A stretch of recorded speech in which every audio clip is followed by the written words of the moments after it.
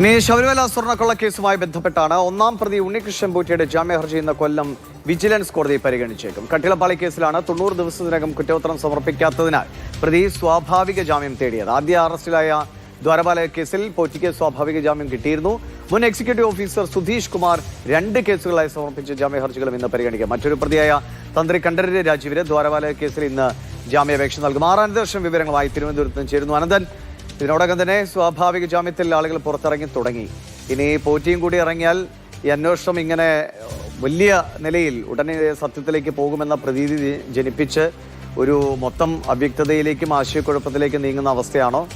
പോറ്റിക്കും ഒരു സ്വാഭാവിക ജാമ്യം കിട്ടാൻ തന്നെയാണോ സാധ്യത? ദിവിഷ്, ശബരിമല സ്വർണ്ണക്കൊള്ള കേസുമായി ബന്ധപ്പെട്ട് വലിയ പ്രഹരം SITക്ക് ലഭിക്കുകയാണ്. കാരണം ഈ കേസിലെ ഒന്നാം പ്രതി ഉണ്ണികൃഷ്ണൻ പോറ്റിയുടെ ജാമ്യാപേക്ഷ ഇന്ന് കോടതിയുടെ പരിഗണനയിൽ വരികയാണ്. കൊല്ലം വിജിലൻസ് കോടതിയാണ് ഈ ജാമ്യാപേക്ഷ പരിഗണിക്കുന്നത്. കട്ടിളപ്പാളി കേസിൽ അറസ്റ്റ് രേഖപ്പെടുത്തി 90 ദിവസമായിട്ടും കുറ്റപത്രം സമർപ്പിച്ചിട്ടില്ല. അതുകൊണ്ട് സ്വാഭാവിക ജാമ്യം വേണം എന്നുള്ള ജാമ്യഹർജിയാണ് ശനിയാഴ്ച ഈ ഉണ്ണികൃഷ്ണൻ പോറ്റിയുടെ അഭിഭാഷകർ കൊല്ലം വിജിലൻസ് കോടതിയിൽ സമർപ്പിച്ചത്. അത് ഇന്ന് പരിഗണിക്കുമെന്നാണ് പ്രതീക്ഷിക്കുന്നത്. ഇന്ന് പരിഗണിച്ചാൽ ഒരുപക്ഷെ ഈ 90 ദിവസത്തിനകം കുറ്റപത്രം നൽകാത്തത് കൊണ്ടുള്ള സ്വാഭാവിക ജാമ്യത്തിന് വേണ്ടിയുള്ള അപേക്ഷ ആയതുകൊണ്ട് കൂടുതൽ വാദം കേൾക്കാൻ സാധ്യതയില്ല. ഒരുപക്ഷെ കോടതി ഇന്ന് തന്നെ ജാമ്യം അനുവദിച്ചേക്കും. അതല്ലെങ്കിൽ കേസ് പരിഗണിക്കാൻ അല്ലെങ്കിൽ ഹർജി പരിഗണിക്കാൻ മറ്റൊരു ദിവസത്തേക്ക് മാറ്റിവെക്കും. ഏതായാലും ഉണ്ണികൃഷ്ണൻ പോറ്റിക്ക് നിലവിൽ ദ്വാരപാലക പാളികളുമായി ബന്ധപ്പെട്ട ആദ്യത്തെ അറസ്റ്റുമായി ബന്ധപ്പെട്ട് ചാർജ് ഷീറ്റ് കൊടുക്കാത്തത് കൊണ്ട് 90 ദിവസമായിട്ട് കൊടുക്കാത്തത് കൊണ്ടുള്ള സ്വാഭാവിക ജാമ്യം ലഭിച്ചിരുന്നു. കട്ടിളപ്പാളി കേസിലാണ് ജാമ്യം ലഭിക്കാനുള്ളത്. അതുകൊണ്ടാണ് വീണ്ടും ജയിലിൽ തന്നെ തുടരേണ്ടി വന്നത്. അത് ഇന്ന് പരിഗണിക്കുകയാണ്. ഈ കേസിൽ സ്വാഭാവിക ജാമ്യം ലഭിക്കുകയാണെങ്കിൽ ഉണ്ണികൃഷ്ണൻ പോറ്റിക്ക് പൂർണ്ണമായും ജയിൽ മോചിതനാകാൻ കഴിയും.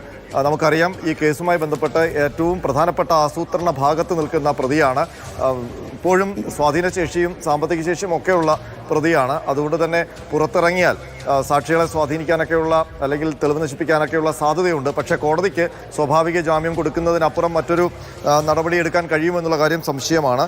ഏതായാലും മറ്റൊരു പ്രതി സുധീഷ് കുമാറിൻ്റെ 2 കേസിലുമുള്ള കട്ടിളപ്പാളി ദ്വാരപാലക കേസുകളിലുമുള്ള ജാമ്യാപേക്ഷകൾ ഇന്ന് കോടതി പരിഗണിക്കും. അതിലും 90 ദിവസത്തെ കുറ്റപത്രം നൽകാത്തതുകൊണ്ടുള്ള സ്വാഭാവിക ജാമ്യമാണ് നൽകിയിരിക്കുന്നത്. അതും ഇന്ന് അനുവദിക്കപ്പെടാനുള്ള സാധ്യതയുണ്ട്.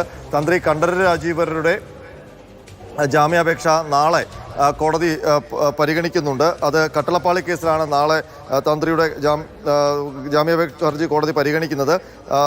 അതുപോലെ തന്നെ ഈ ദ്വാരപാലക കേസിൽ ഇന്ന് തന്ത്രി കണ്ഠരര് രാജീവര് ജാമ്യാപേക്ഷ സമർപ്പിക്കുകയും ചെയ്യും. നേരത്തെ ഈ കേസിലെ 2 പ്രതികൾ, അത് മുരാരി ബാബുവും ശ്രീകുമാറുമാണ്. 2 പേർക്കും സ്വാഭാവിക ജാമ്യം 2 കേസുകളിൽ ലഭിച്ച് 2 പേരും ജയിൽ മോചിതരായിട്ടുണ്ട്. അതിനൊപ്പം തന്നെ ഇന്നിപ്പോൾ മറ്റൊരു പ്രധാനപ്പെട്ട കാര്യം, ഈ കേസിൽ അറസ്റ്റിലായി ജയിലിൽ കഴിയുന്ന തന്ത്രി കണ്ഠരര് രാജീവര് ഇന്നലെ ദേഹാസ്വാസ്ഥ്യം, നെഞ്ചുവേദന അനുഭവപ്പെട്ടതിനെ തുടർന്ന് തിരുവനന്തപുരം മെഡിക്കൽ കോളേജ് ആശുപത്രിയിൽ പ്രവേശിപ്പിച്ചിരുന്നു. തന്ത്രിയുടെ ആൻജിയോഗ്രാം ഇന്ന് ചെയ്തു. അതിൽ കുഴപ്പങ്ങളൊന്നുമില്ല എന്നാണ് മെഡിക്കൽ കോളേജ് ഡോക്ടർമാർ പറയുന്നത്. കാര്യമായ ആരോഗ്യ പ്രശ്നങ്ങളില്ല. ആരോഗ്യനില തൃപ്തികരമാണ്.